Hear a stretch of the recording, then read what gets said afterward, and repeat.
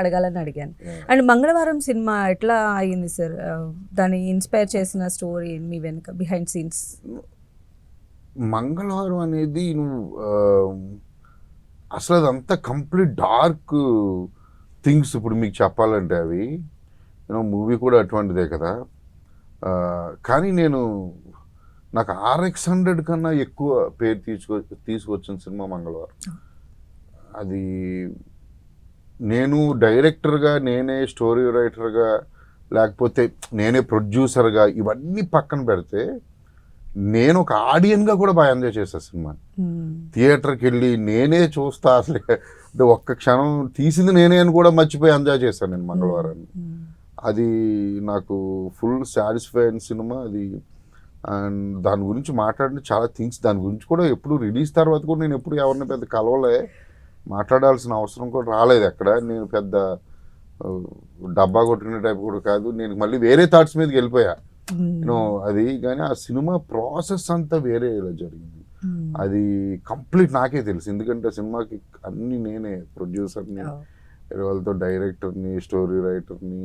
అది సౌండ్ మీద కట్ చేయడానికి నేను పడిన పాటలు, నిజంగా అసలు బ్యాక్గ్రౌండ్ స్కోర్ అయితే సౌండ్ ఉందంటే సినిమా అంతా వాటి మీద షార్ట్స్ వస్తానే ఉంటాయి నైట్స్. అది కూడా అవుట్డోర్. అసలు ఎన్ని షార్ట్లు తీసాను అసలు మా యూనిట్ లో కూడా తెలియదు ఎందుకు తీస్తున్నాను. అవన్నీ నాకు థాట్స్ ఉండే. మంగళవారం అంతా వేరే. నేను ఎప్పటికైనా నేను ఇప్పుడు మంగళవారం 2 కూడా నెక్స్ట్ చేయబోతున్నాను. అది దానికి నెక్స్ట్ లెవెల్ ఉంటుంది. అది మంగళవారం 2 వస్తుంది కదా, అది ప్రీక్వెల్ సీక్వెల్ ఎలా ఉండబోతుంది అది చెప్తానండి. 1లో నేను చాలా పెద్ద హింట్ ఇచ్చాను నేను, అది ఎవరు కనుక్కోలేకపోయారు. అండ్ మీ ఇంటెలిజెన్స్ మ్యాచ్ చేయలేకపోయారు. ఇంటెలిజెన్స్ ఏం కాదులేండి, కానీ అంత ఆడియన్స్తో అంత ఇంటెలిజెంట్ గేమ్స్ కూడా ఆడకూడదు. మీకు అర్థమైందా? ఇంటికి దొబ్బేమంటారు. అది నేను అంటే చాలా మంది యూట్యూబర్స్ కొంతమంది 2 ఎలా ఉండబోతుంది, ఎక్కడి నుంచి ఎత్తుకుంటాడు అని అందరూ డిస్కస్ చేయని ఒక వీడియో చూసా. యాక్చువల్ నేను ఇచ్చిన హింట్ అయితే వాళ్ళు మాట్లాడలేదు, మిగతా అన్ని మాట్లాడారు. సో అది ఊరికే స్టోరీ అనేది ప్రాసెస్, చెప్పే థాట్ ప్రాసెస్ కదా, రన్ అవుతా ఉంటుంది. సో ఇది సీక్వెన్స్ కాకుండా తీస్తారా అయితే?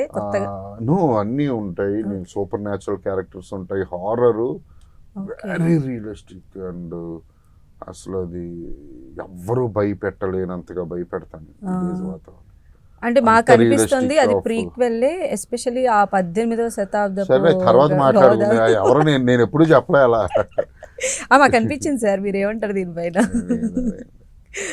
అది కాదు, అట్లా ఉండదు అలా ఇప్పుడు ఏం చెప్పలేను, కానీ ఆ టైం వచ్చినప్పుడు.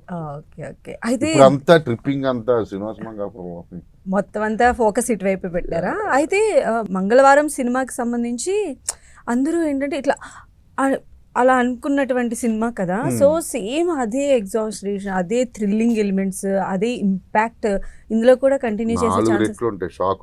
4 రెట్ల. Okay, super.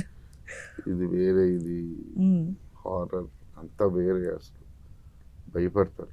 అవునా సార్? భయపెట్టబోతున్నారా? సేమ్ పాయల్ రాజ్పుత్ గారితోనే భయపెట్టిస్తారా, లేకపోతే ఇంకెవరైనా? నేను అసలు ఏది మాట్లాడను, ఏది చెప్పను, అసలు ఎవరు ఉంటారు నేను. ఓకే.